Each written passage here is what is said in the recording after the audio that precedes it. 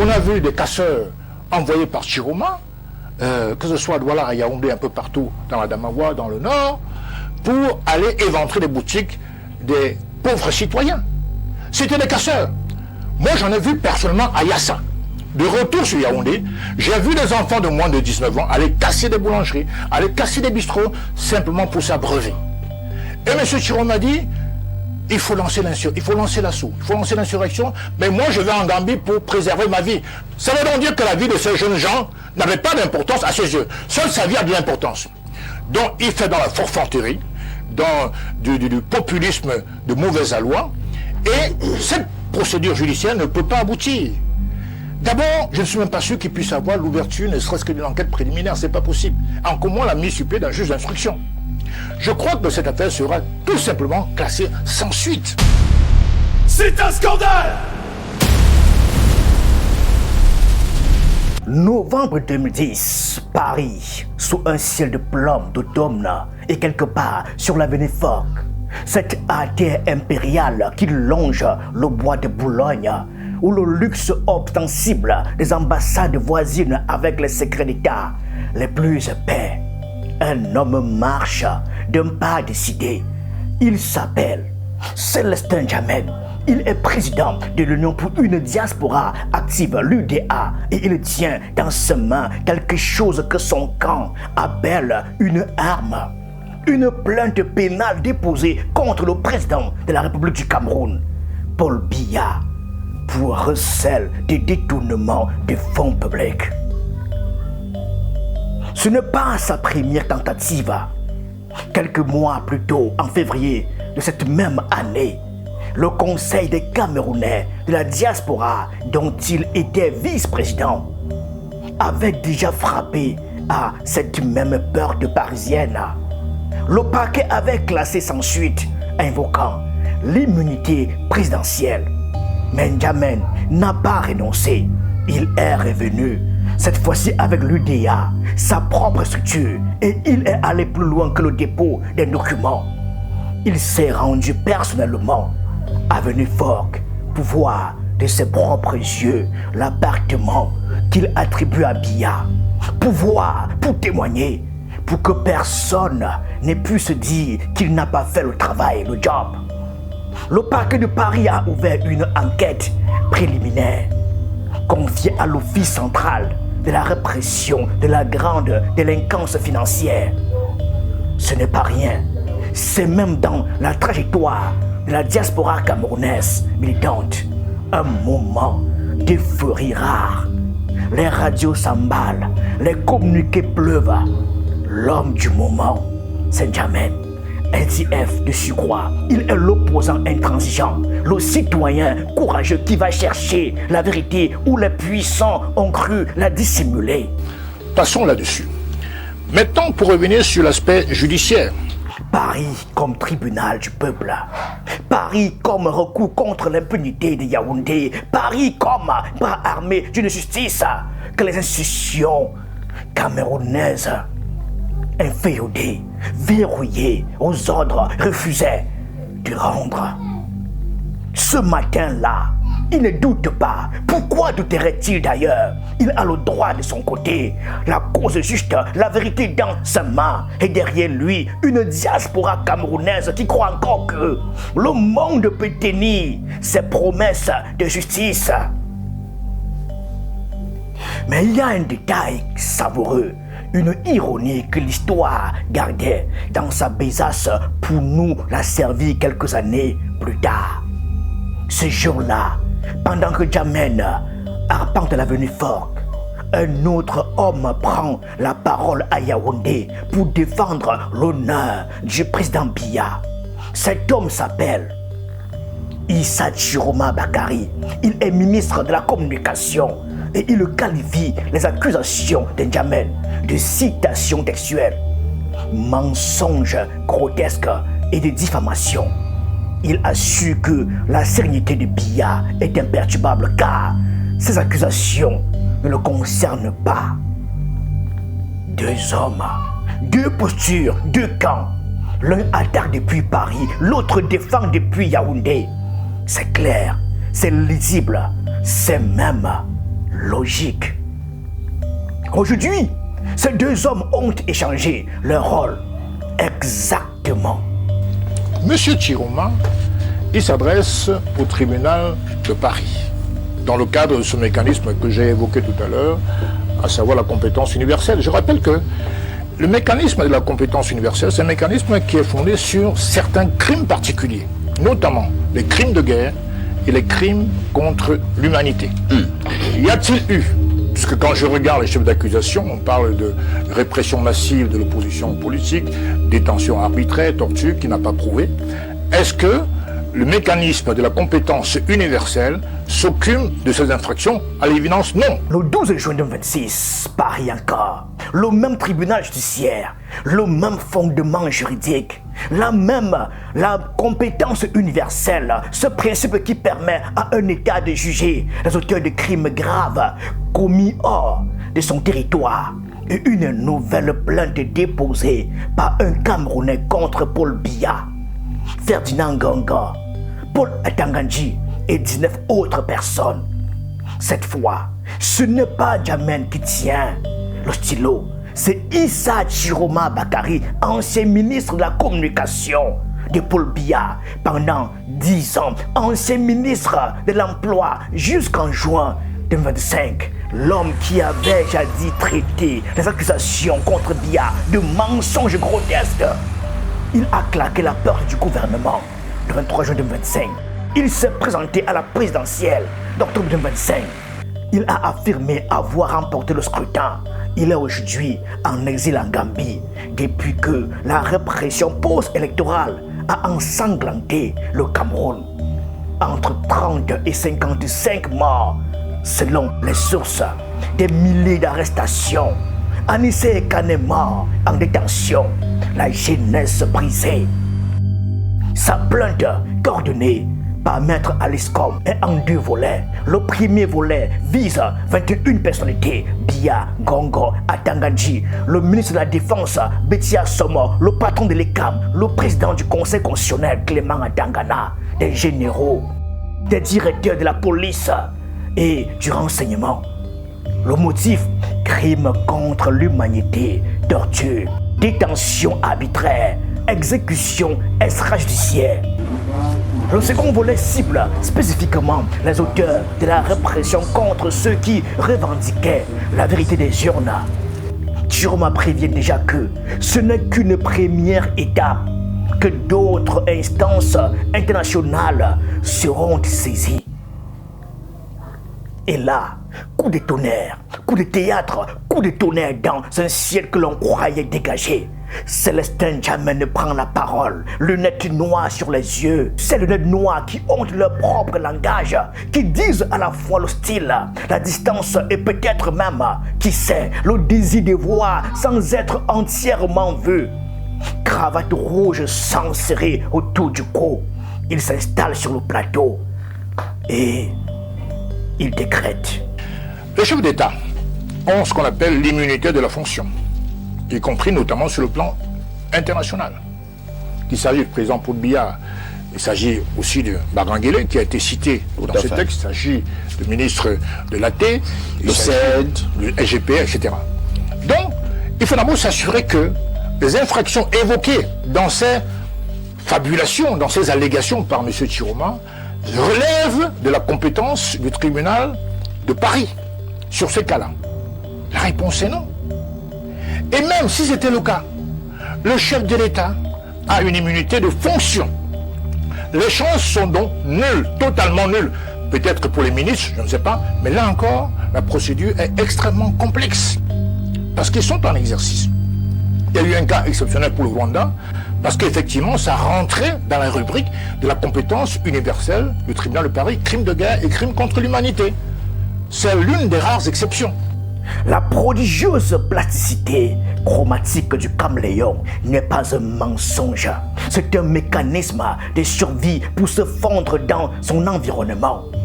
Mais imaginez un caméléon qui change de couleur si radicalement qu'il oublie sa teinte originelle, qu'il contemple depuis son camouflage nouveau un autre animal arborant précisément la couleur qu'il portait hier. et qui s'en offusque, déclarant avec l'autorité du converti que cette couleur-là est une erreur. Sur le plateau, Célestin Djamène apparaît comme ce caméléon, amnésique par choix, et c'est ce choix qui rend son cas si révélateur. Son parcours politique est une leçon de géographie sentimentale. Militant du Parti socialiste en France, figure du SDF camerounais en 2012, puis de pas fracassant en 2018, transite par le MRC de Maurice Kamto, dont il claque la porte en 2020. Furieux contre le boycott des élections qui le privaient d'un poste électif. Fondation de la part, candidature à la présidentielle 2025, puis le virage à 180 degrés.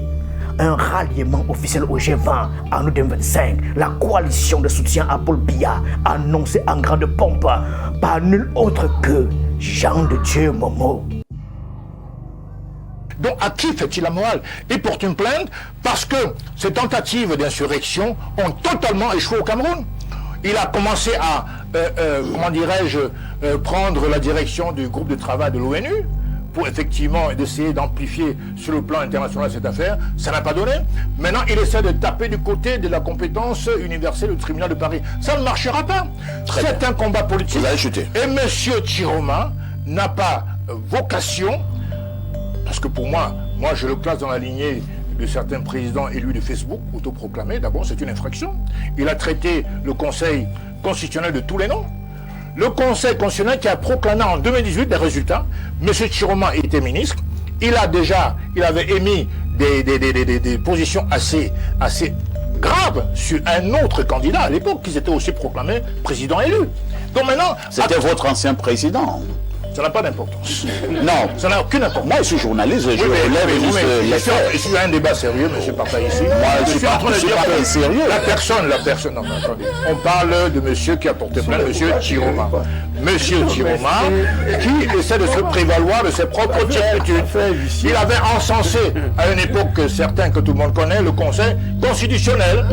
Et il avait même stigmatisé un autre candidat.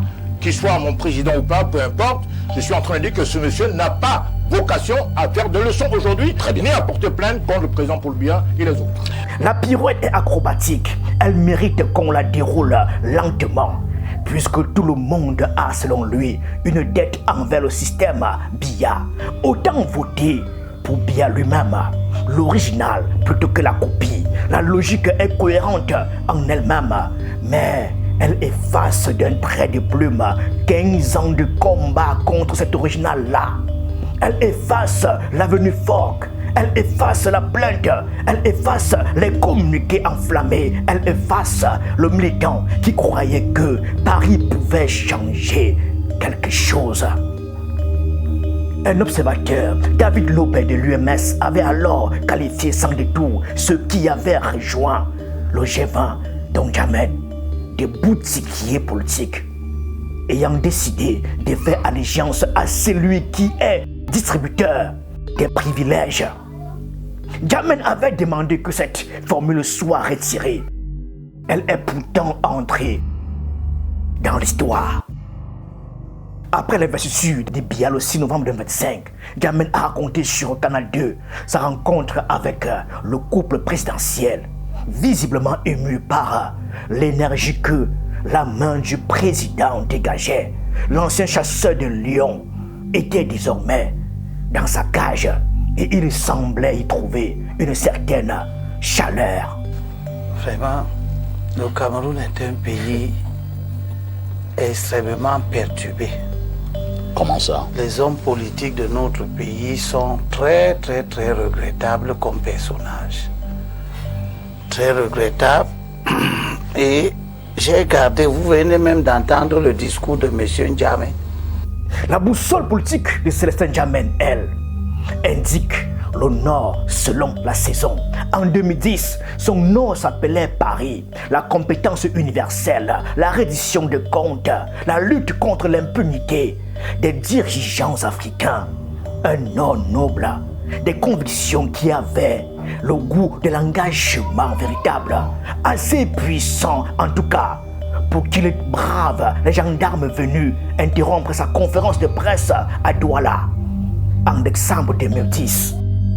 Mais depuis qu'il a signé son pacte avec le G20, la boussole s'est retournée. Le même Paris est devenu suspect. La même mécanique judiciaire est devenue futile. La même démarche allait porter plainte en France contre les puissants de Yaoundé est désormais vouée à l'échec avant même que les juges aient ouvert les dossiers. La même avenue forte qu'il avait arpentée en croisée est devenue pour lui un simple décor de théâtre pour exiler députés. Il y a dans ce retournement quelque chose de plus vertigineux encore que le simple opportunisme. Car Djamène ne commente pas depuis l'extérieur, il commente depuis l'intérieur du camp adverse, depuis la position de celui qui a choisi de s'asseoir à la table des mêmes hommes que Chiroma accuse aujourd'hui. Il parle de la plainte de Chiroma avec la distance froide de l'analyste. Mais cette distance-là est achetée. Elle coûte quelque chose. Elle coûte 15 ans de combat antérieur. Aujourd'hui, il est sur les plateaux pour démontrer comment Issa Chiroma, qui était l'ami de son ennemi d'hier, Paul Biya était son ennemi d'hier. Quand il parlait de Paul Biya sur les plateaux ici, il voulait s'arracher les ennemis. Tu as été reçu par l'ennemi de Paul Biya au ministère de la Justice. Et subitement, Paul Biya est devenu très bon. Parce qu'il est devenu dans le G20. Il soutient maintenant Paul Biya. Paul Biya n'a pas changé jamais. Quand tu le vois là maintenant comme très bon, tu aurais dû toujours le voir. Tu n'as pas rencontré Jean de Dieu Momo récemment. C'est toi qui est un ennemi de Paul Biya. C'est toi explique-nous. C'est toi qui es l'homme qui nuit à la prospérité intellectuelle de la famille politique. C'est compris. C'est compris. Il y a un sketch dans l'histoire du cinéma muet, l'un des premiers films jamais tournés, produit par les Frères Lumière en 1895. Un jardinier arrose ses plantes, un enfant malicieux pose le pied sur le tuyau. Le jardinier, intrigué, regarde l'embout de l'arrosoir pour comprendre pourquoi l'eau ne sort plus. L'enfant soulève le pied. Le jet arrose le jardinier en pleine figure. Il était l'arroseur. Il est devenu l'arrosé. Célestin Djamène, dit-on, est cet arroseur. Il a manié le tuyau parisien. Il a dirigé vers Yaoundé avec conviction et détermination. Et aujourd'hui, quelqu'un d'autre, Chiroma, s'empare du même tuyau, l'oriente dans la même direction pour les mêmes raisons fondamentales. Dit que Yaoundé répond de ses actes devant la justice. Et Djamène se retourne pour expliquer que ce tuyau-là ne marche pas. Depuis le plateau, avec les lunettes noires et la cravate rouge. Vous savez, dans les aéroports, il y a un drapeau là, une espèce d'entonnoir comme ça qu'on accroche souvent, on appelle ça la girouette. Elle indique la direction du vent. Celui-ci, les Issa Chiroma, les Maurice Kamto, sont ces girouettes de la scène politique qui courent dans la direction du vent. C'est ça? Non! On pourrait aussi appeler cela le syndrome d'Alzheimer politique. Non pas l'Alzheimer médical, cette maladie cruelle et non choisie que personne ne mérite, mais cet Alzheimer-là, intellectif, sélectif, stratégique. Il frappe exactement les souvenirs qui généraient le discours présent. Il préserve intactes les convictions nouvelles, tout en effaçant méthodiquement les prises de position anciennes. C'est un oubli sur commande, un oubli de confort. Et le plus vertigineux encore, c'est le paradoxe que les archives révèlent dans toute son impudeur. En 2010, qui était le principal pourfendeur de Djamène? Qui traitait ces accusations de mensonges grotesques? Qui défendait l'honneur de Biya contre l'outrecuidance de cet opposant de la diaspora? C'était Issa Chiroma Bakari, ministre de la Communication, le même Chiroma qui porte aujourd'hui plainte à Paris. Les deux hommes ont littéralement échangé leur rôle. Chiroma défendait bien en 2010 contre Jammeh. Jammeh défend bien en 2026 contre Chiroma. La pièce est la même. Les acteurs ont simplement changé de côté de scène. C'est du théâtre pur, du grand théâtre camerounais, dans toute sa splendeur absurde et tragique. Ce que je veux que ceux qui nous regardent retiennent, C'est pour C'est ça que cette tes amis maladie. Tawa te rejettent complètement. c'est C'est cette complètement rejeté. maladie de ces acteurs politiques dont l'inconstance, C'est ça, le manque de fidélité. c'est ça. Quand je vois ce Issa Chiroma qui porte plainte aujourd'hui contre Paul Biya, que la plainte prospère ou qu'elle ne prospère pas, ce n'est pas mon problème parce que je sais qu'elle ne va pas prospérer.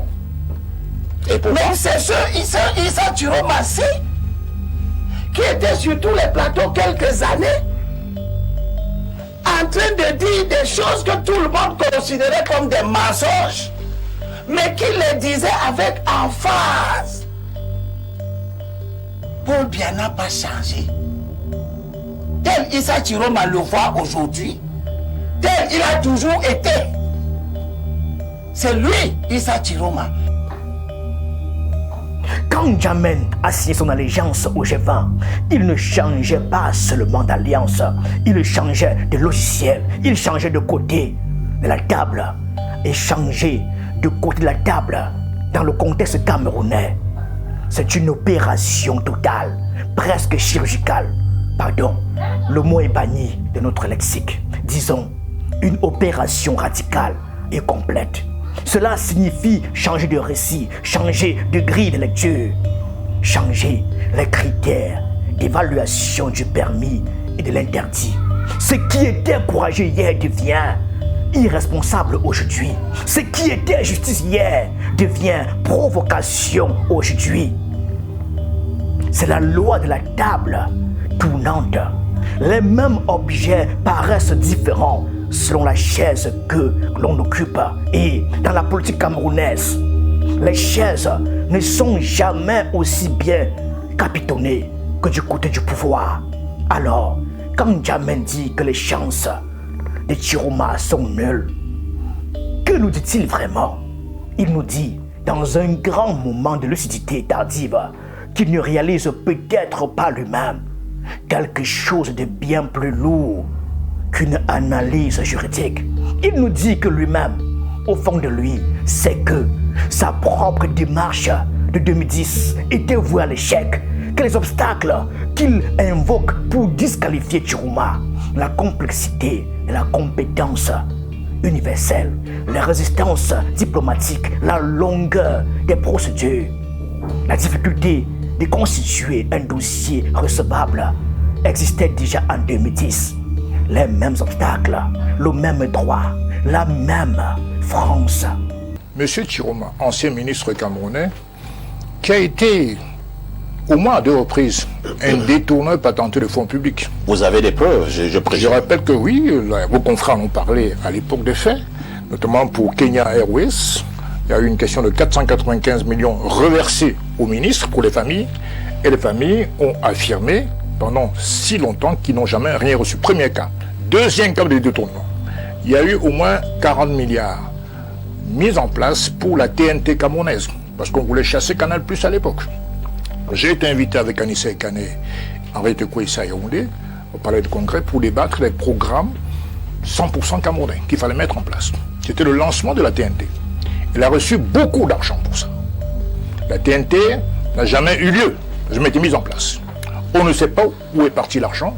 Et n'eût été la magnanimité du président Paul Biya, M. Chiroma n'aurait pu être ministre. Il serait en prison depuis très longtemps.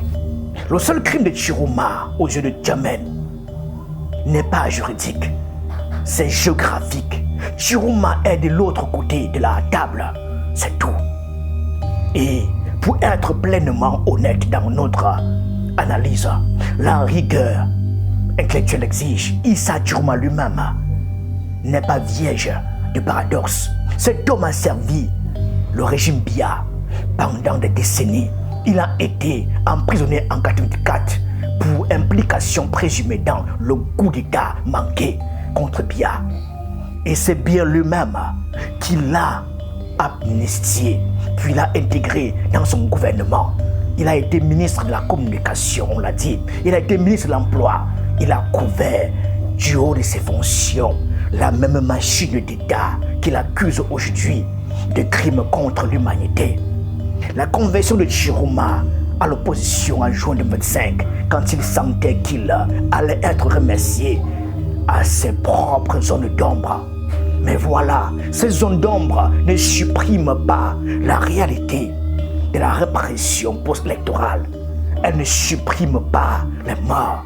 Elle ne supprime pas les détenus. Elle ne supprime pas les victimes d'une violence d'État documentée. Et elle ne donne certainement pas à Célestin Djamène, qui a choisi le camp des accusés, le droit moral de torpiller la tentative d'en obtenir la justice. Ça dit qu'on a des gens qui ont toutes les libertés. Ils sont sur les plateaux, ils sont sur la presse, ils se contredisent les uns les autres, ils sont amis aujourd'hui, ils ne sont plus amis demain, ils ont la liberté d'expliquer pourquoi ils étaient amis hier, pourquoi ils ne sont plus amis demain. On est fatigué, on ne sait même plus où mettre la tête. Vous voulez parler de qui? Je veux parler de Issa Chiroma. Ah d'accord. Je veux aussi parler de celui-ci, celui qui est assis ici. Celui-ci c'est qui? Djamène. Que retenir au bout de ce voyage dans le paradoxe et la mémoire? On pourrait céder au cynisme facile.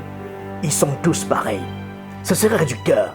On pourrait crier à la trahison et en faire un roman d'indignation. Ce serait trop simple. On pourrait hausser les épaules. Ce serait irresponsable. Non, ce que le camp Djamène nous offre ici, c'est un révélateur de l'état réel du champ politique camerounais. Dans ces deux franges, pouvoir et opposition, dans son rapport au principe et à l'opportunité, ce qui nous enseigne, c'est que nous n'avons pas encore quitté l'ère des convictions migratrices, des engagements à durée déterminée, des positionnements calculés. On est opposant jusqu'au moment où cela coûte trop cher ou rapporte trop peu. On entre au pouvoir jusqu'au moment où l'on en est éjecté ou jusqu'au moment où l'on y cède. Et alors, on redevient opposant avec la même ferveur, le même vocabulaire, la même invocation de Paris. Paris, toujours Paris. Ce tribunal symbolique de l'universel que tous les acteurs camerounais utilisent selon leur calendrier politique et abandonnent quand le calendrier change. Paris n'est pas une conviction. Paris est un outil et les outils n'ont pas de camp. Ce qui est tragique dans cette histoire, c'est que derrière ce balai d'hommes qui changent de rôle, il y a un peuple camerounais qui, lui, ne change pas de place.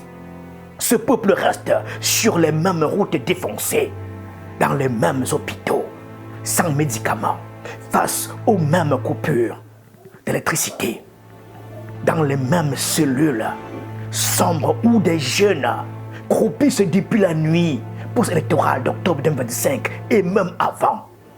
Ce peuple-là ne peut pas se payer le luxe de changer de camp. Le statu quo n'a pas besoin de défenseurs déclarés.